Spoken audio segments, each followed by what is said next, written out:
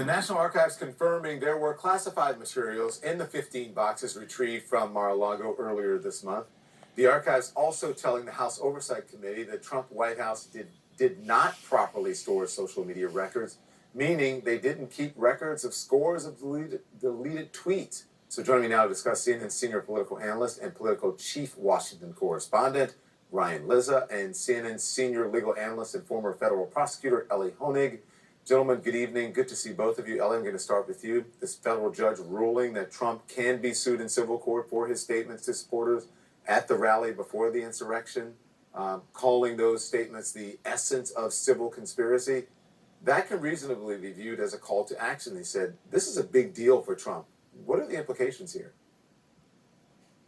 It is, Don. So in the narrow sense, it keeps Donald Trump in this lawsuit. It means Donald Trump is in a position where he's going to be subject to discovery and possibly to deposition under oath. And interestingly, this judge actually did throw out the charges or the suit that's been filed against Rudy Giuliani, against Donald Trump Jr. So the judge seemed to draw a distinction and said what the former president did was different and worse than what even some other wrongdoers did. Bigger picture, Don, the message that the judge is sending here is what the former president did was, as you said, a call to action, and he's not immune from civil lawsuit for anything that he did as the former president. That's a big legal principle. So we now know, Ellie, that Trump was keeping classified documents at his resort, and the National Archives says that they are consulting the DOJ. Does this open up a new avenue of legal issues for the former president? Can this go beyond just this?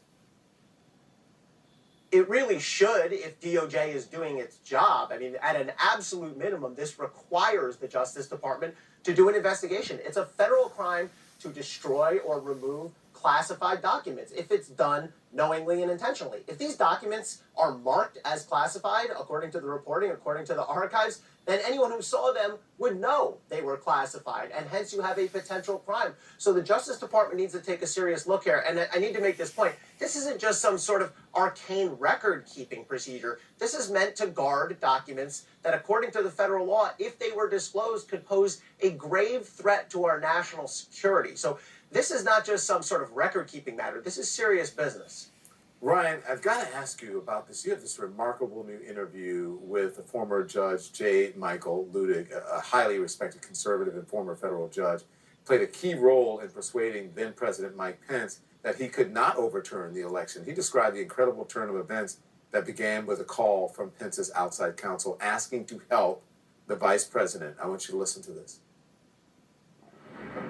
He's talking with Mark Shorten, the vice president, and he says, so, we need to do something publicly. Get your voice out to the country. You're in the position here where the vice president is being pressured by the president of the United States to overturn the results of the election. And you're the sort of go-to legal mind who's respected among Republicans, that the vice president is looking to essentially stop a coup. Do I have that right? I understood the gravity of the moment and the momentous task that I was being asked to help the vice president with. I had been following all of this, just very closely in the days leading up to it. It was then and may forever be one of the most significant moments in American history.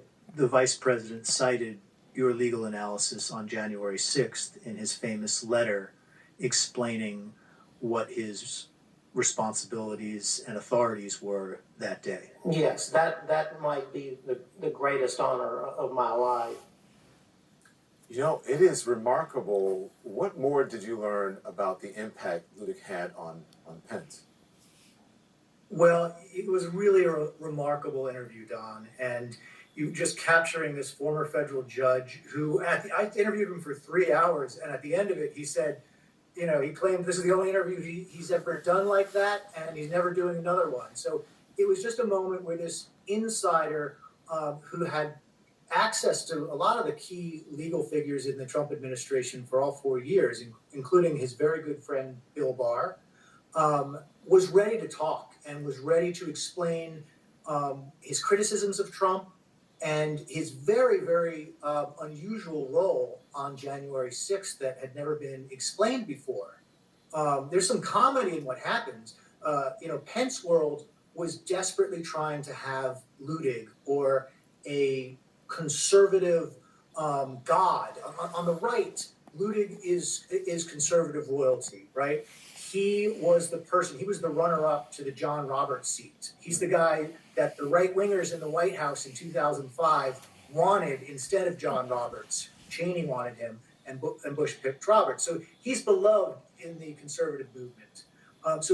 And Pence and his advisors, who knew Ludig very well, they understood the credibility he would bring if he went out there and said Donald Trump and John Eastman, who, by the way, is Ludig's former law clerk. John Eastman is the person who came up with this idea of overturning the election through the Electoral Count Act. And so Pence World knew that if they could get Ludig to go public saying Eastman's idea is nuts, the only thing that Pence can do on January 6th is play this ministerial role of counting the votes, they knew that that would give Pence the credibility to buck what Trump wanted him to do. The only problem is they were scrambling at the last minute to get Ludig's voice out there, and they didn't know how to do it. And Ludig basically said, you know what? I just signed up for Twitter. What if I tweet it? The problem was Ludig didn't know how to tweet. So he called his son, who works in Silicon Valley, and had to literally ask him how to use Twitter so he could make this argument that Pence could then use in his letter. His son, like a lot of kids, said, Dad, I'm very busy. I'll do this another time. And Ludig told me that he told his son, if you don't tell me how to use Twitter right now, I'm cutting you out of the will.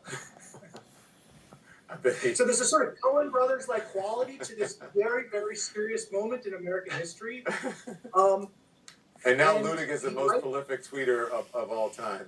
Ryan, I've got to run. I'm running out of runway here. But thank you so much. I appreciate both of you joining us. Thanks for having me on, Don. I appreciate it. Thanks, guys.